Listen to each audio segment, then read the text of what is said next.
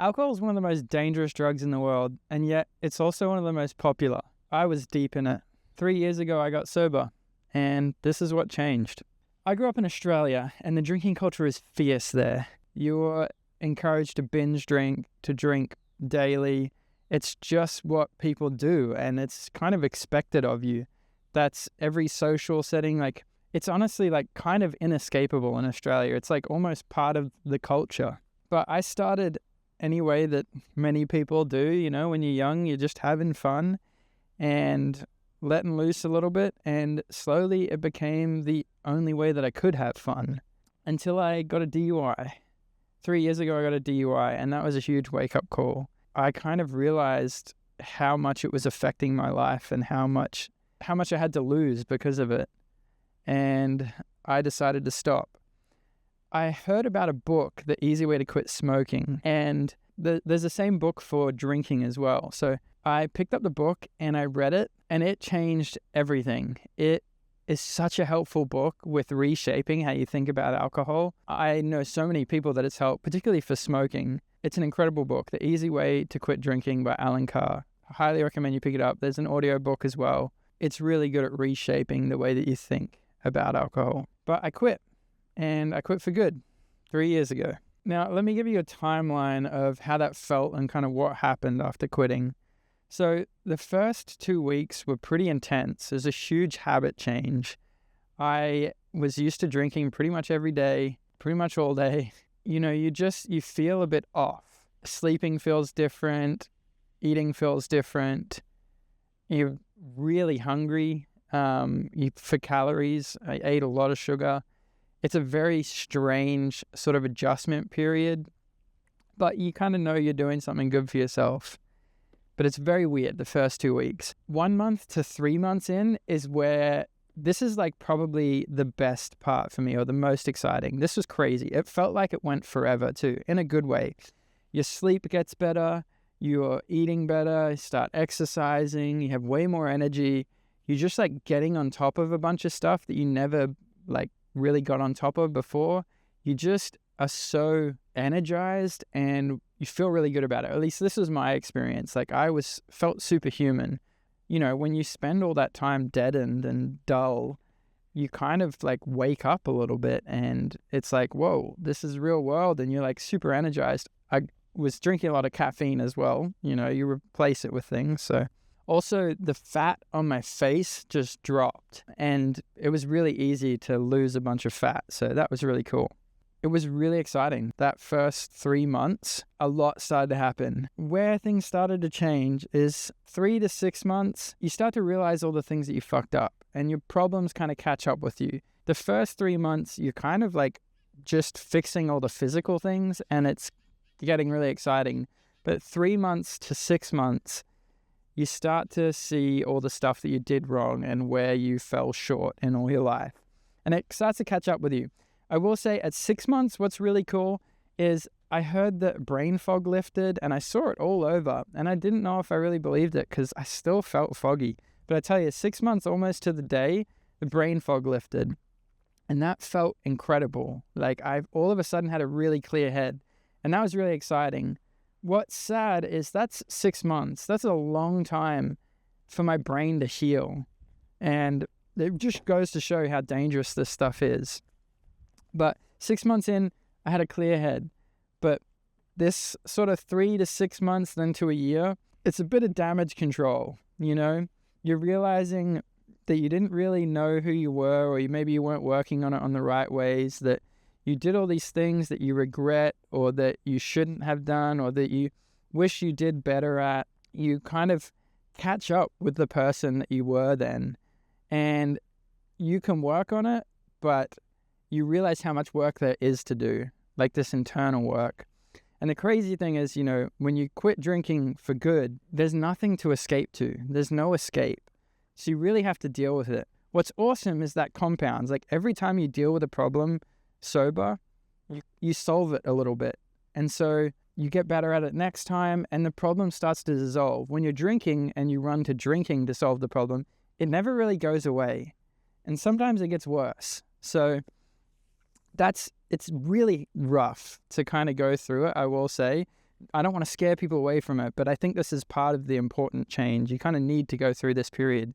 But there's a self-reckoning. There's this sort of change of understanding of who you are and your place in the world. And that can be really rough, especially not being able to escape like you're used to. You have to deal with it. But you start to solve all these problems and you start to become better. Where it gets really exciting is the 2 to 3 year mark. When you start getting into the years, I just crossed the 3 year mark.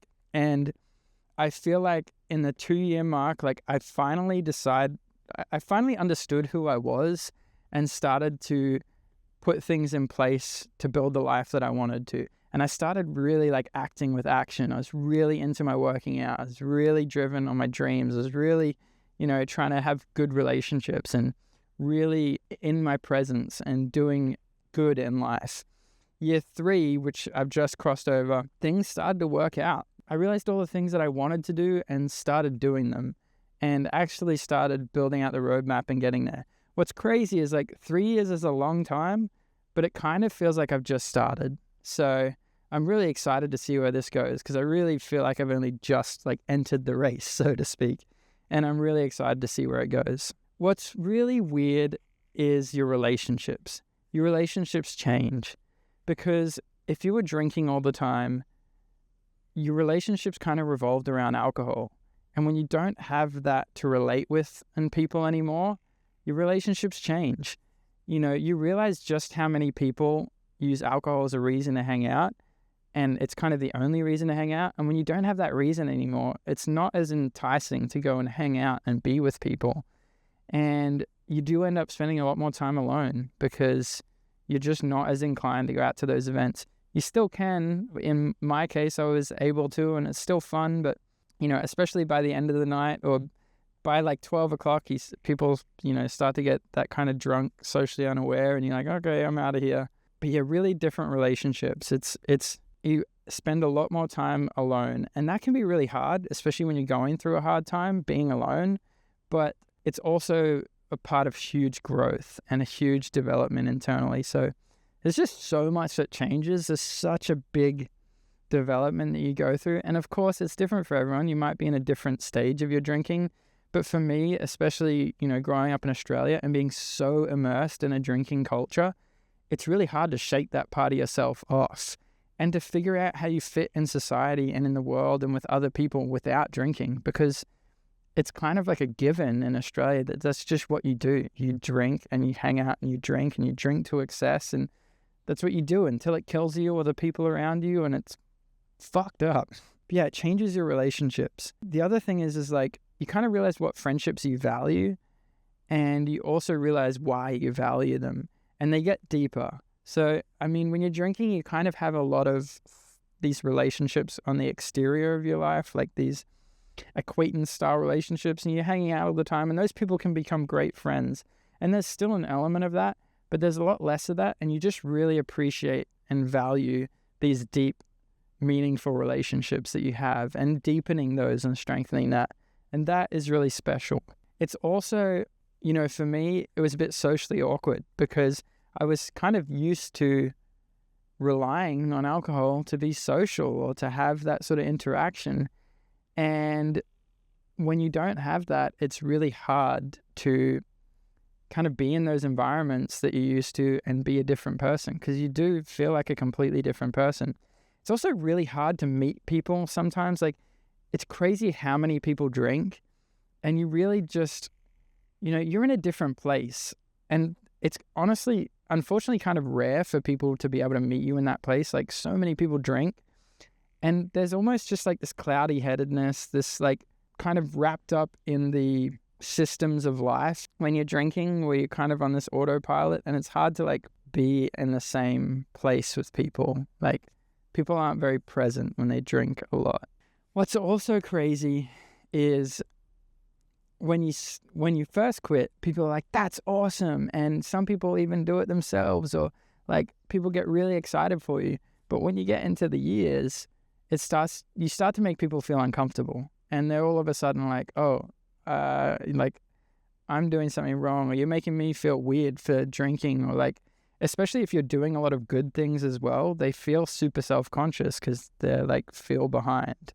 And it's definitely awkward because you don't want to make them feel any sort of way or inferior, but like people do judge themselves. And frankly, like alcohol does take so much from you that it's really easy to see someone not drinking and to be like, all of your problems get highlighted, which is the crazy thing when you get sober. Like, of course, you realize all the problems that you highlight and you start working on them.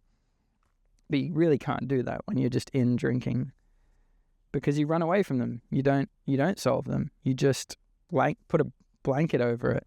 So yeah, you end up socializing a lot less and you spend a lot more time alone and your relationships do change, but they get deeper. And who you bring to those relationships is, I think, a more authentic version of yourself. And it's definitely a much more rich experience when you're with people. Also, the cool thing is, when you drink sometimes and you're feeling on your game and you're really witty and chatty and just having one of those good moments, they're kind of rare, or, you have to be at that perfect level of drunkenness. But I find that being sober, that happens so much more and so much more authentically. And it's really fun when you're having one of those days and you're just feeling witty and funny and on it. And it's like, it doesn't just end when you have too much or like it only lasts a little bit. Like you generally have it for a whole day or a couple of days or a week or a month. And it just like sits with you. And there's this high that you just can't get from drinking.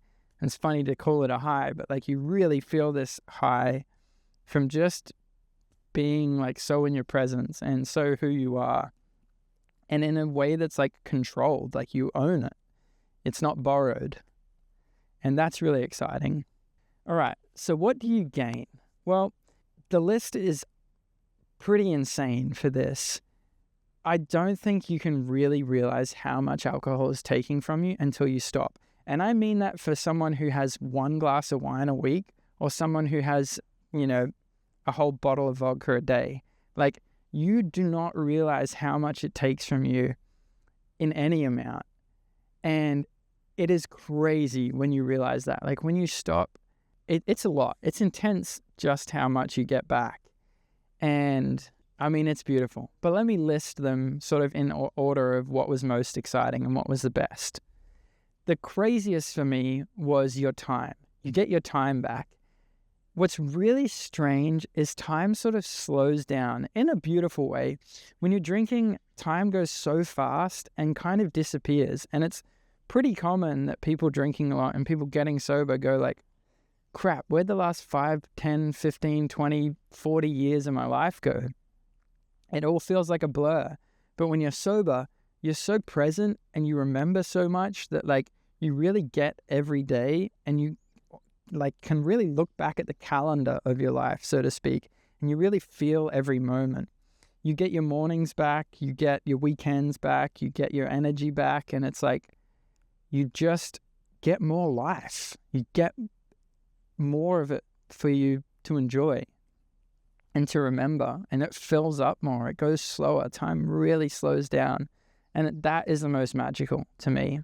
The second thing that's really cool is that you start to remember things. And I mean, like, you remember more of your life. You remember more moments. You remember the things people say to you. You remember what you did last night. You remember to do the things that you need to do. Alcohol just destroys your memory. It's so bad. But it's crazy how much that changes. Like, you don't lose your keys as much. You don't lose the things that are important to you. You remember people's birthdays or the shit that you need to do, like see the dentist or fill out that form or whatever it is.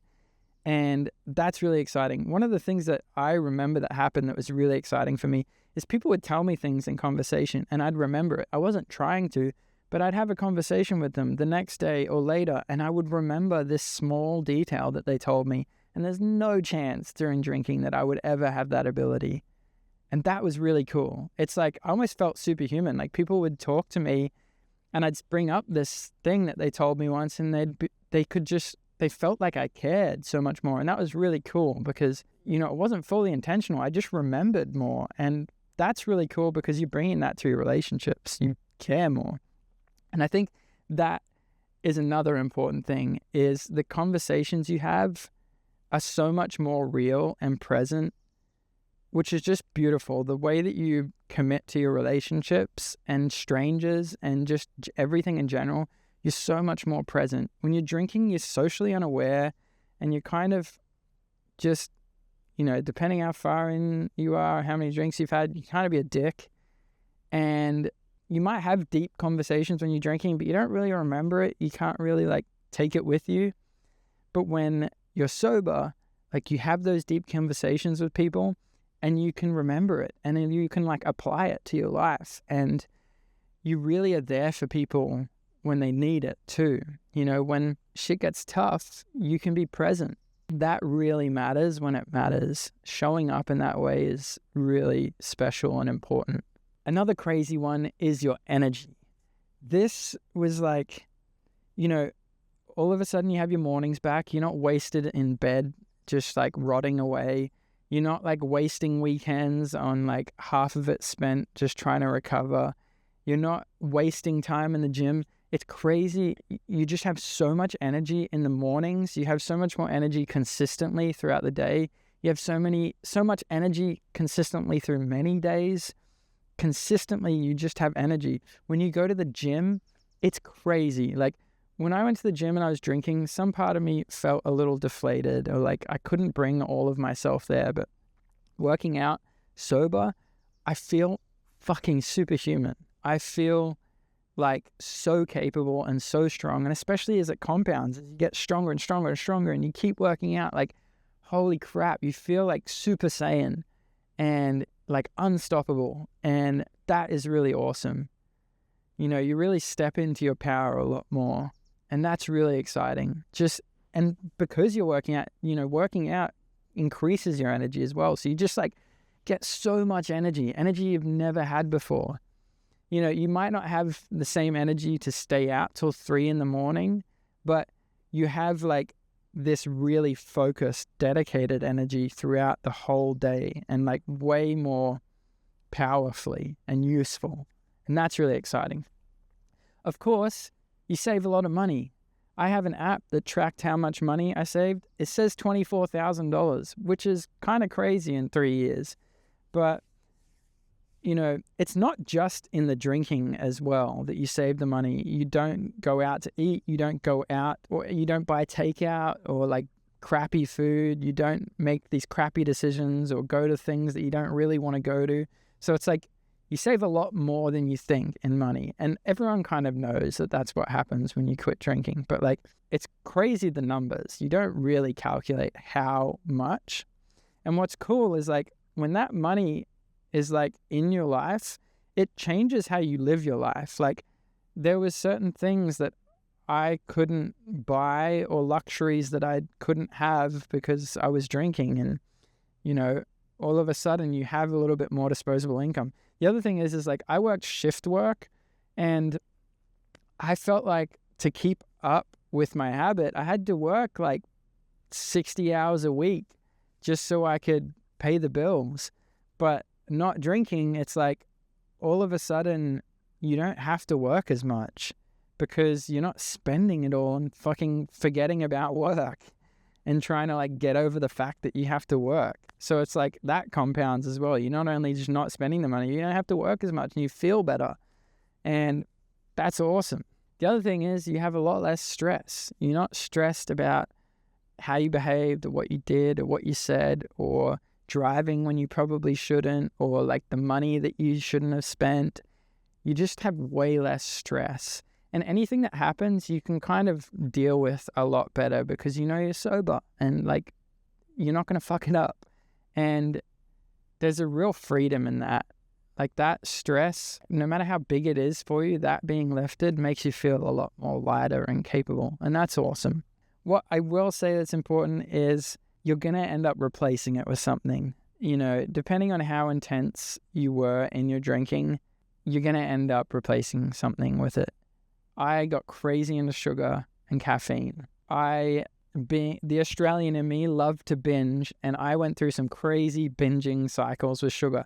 I also I like my fitness and my diet and exercise, so it's really hard to be so palpably wanting something and desiring some fix, something. And sugar sort of filled that. But I definitely went on some sugar binges, and I quit sugar now, and it feels amazing, and that's really cool. The thing is like, you replace it with these things, but then you realize all the things that you can now quit that are kind of exciting, like quitting sugar. And I quit caffeine for a little while, which is awesome. I'll probably do that again. Quitting sugar and caffeine when I was drinking would have been insane to me. Like, it's such a small thing. But it's really exciting now because like, you're really maximizing your potential in this way. There's so much more that you can be when you can get rid of sugar and you can get rid of caffeine after alcohol and vaping. I did vaping as well, which is very intense. But that book really helped. That book, I read the book on how to quit vaping. So if you want to quit vaping, there's also a book on that, and it will really help you. I know a couple of people who've quit because of that book. Also, I was drinking a lot of caffeine, and caffeine is a weird one because it can be productive. So you kind of excuse yourself for it, but it's really easy to drink a lot of it. And when you're socially anxious already because you don't have that crutch anymore, it can make you way more socially anxious. I remember I worked in a coffee shop and I was slamming coffee. It was not doing me good.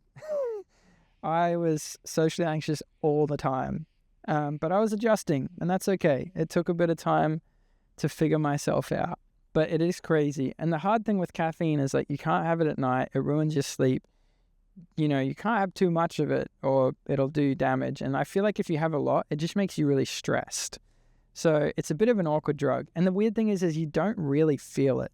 It sort of fills that little hole in your brain that you're trying to fill. But I will say I quit caffeine for a couple months, and it was a rough start, but it was euphoric. Like, I was so much more present. I didn't have any social anxiety.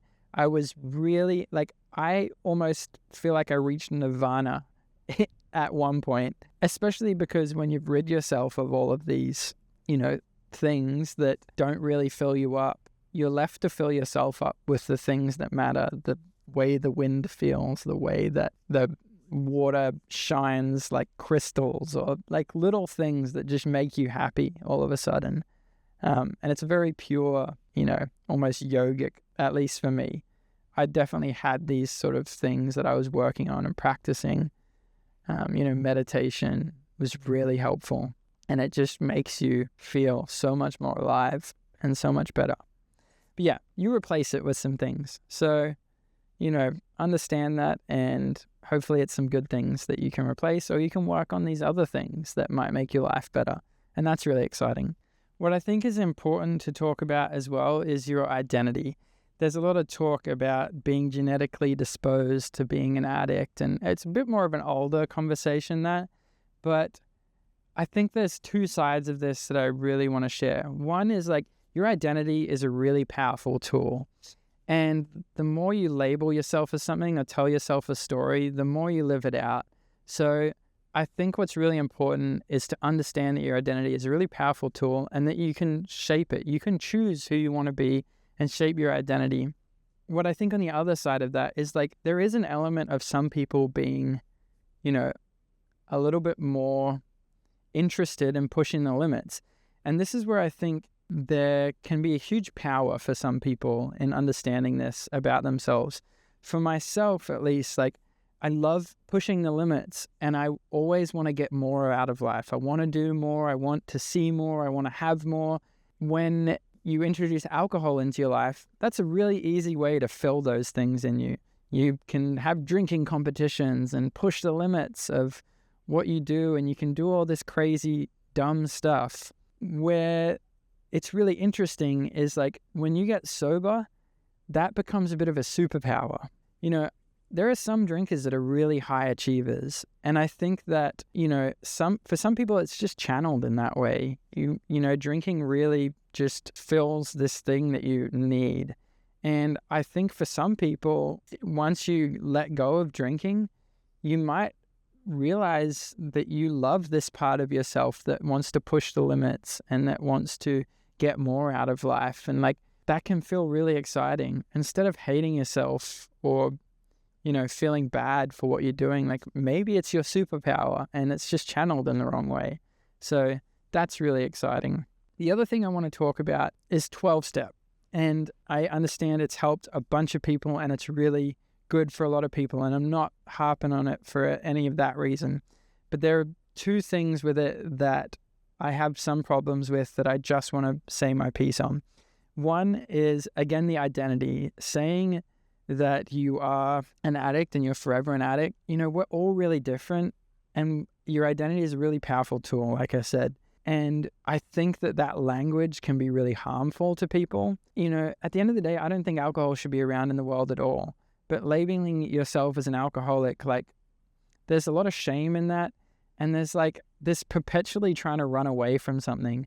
And I think the thing that the book was really good at helping me quit drinking in is it kind of reshapes it. It's not about that you're an alcoholic and you need to get away from it. It's you want to live a life that's amazing and rich and full of wonder. And alcohol is just like a poison that's never going to get you there. So I think that the identity of being an alcoholic forever, it's I think that should change to more alcohol is just not good for you. And I have beef with that is I personally believe that no amount of alcohol is good. I don't think any alcohol is good. And the awkward thing with the 12-step is they're well, some people can control it. And for some people, it's okay. And while people can, that narrative makes someone feel lesser. It makes some people feel well, I just can't control it. And it's that's not helpful. I think that it's really powerful to instead be I'm just someone who wants to take control of their life and I want to live a better life. It's not about who can control it and who can't. That's can be a really poisonous mindset. I also think the mentality of starting from zero when you relapse is really unhealthy because we're ever-growing humans. You're not just all of a sudden a baby again when you relapse and start again. You've had practice. You've experienced what it's like.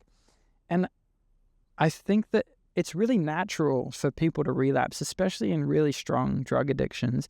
And making someone start from zero, and that's kind of the story, I don't think is very helpful. I think it's attempt number 2.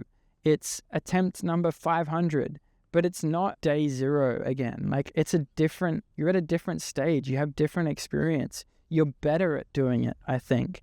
And starting from zero can really hurt people because then they end up just starting at day zero again and again and again. And it's well, if I'm just at day zero, and now I'm at 3 days, I may as well just go back to day zero again. It's no, hang on. You're at attempt 2 or 3 or 4 or 10 and you're just getting better. So keep up with this one and get better. And that encourages people to grow in their identity and to become better and to be better people. And again, I'm not harping on, 12-step. I know it helps a lot of people, but I think there's really powerful tools and identity that need to be understood and that ways that they can be harmful. So that being said, in terms of quitting alcohol or drugs and those sorts of things, I really recommend these books. They do actually have workshops. You can go and attend them in person, Easy Way centers. They're all over the world. And they have some crazy statistic, they have a 90% success rate, at least in the first 6 months.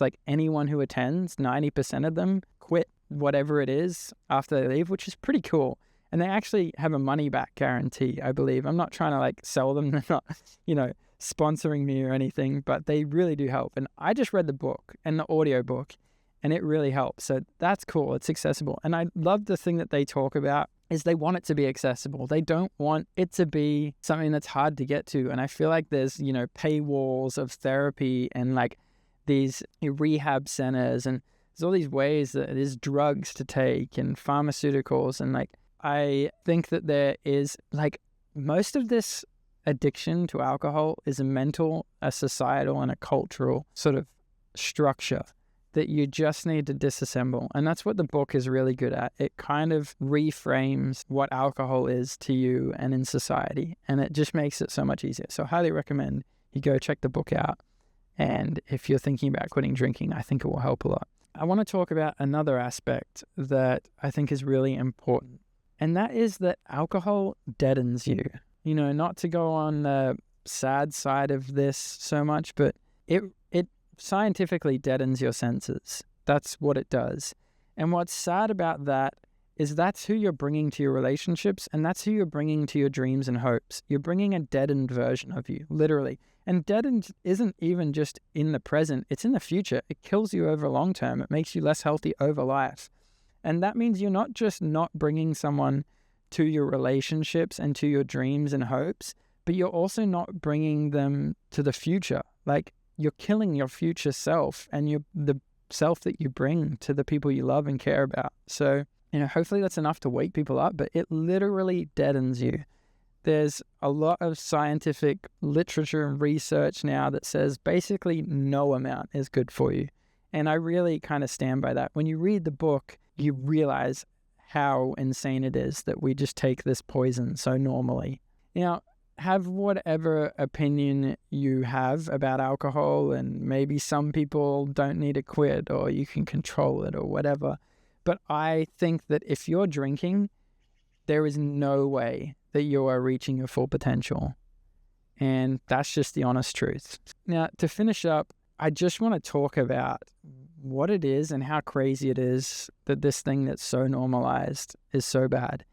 It is one of the leading causes for death and disease. It's one of the leading causes for violence and one of the worst addictions that you can have, and a leading addiction.